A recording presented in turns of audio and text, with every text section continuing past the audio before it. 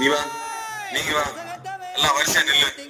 நல்லா இடுப்ப வளைச்சு நெளிச்சு ஆடணும்னா இங்க கண்ட பக்கத்துல கை வச்சுனா உனக்கு மரியாதை இல்ல. ஆமா, இங்கே வாரியா வைக்கத்த. ஏய் அண்ணா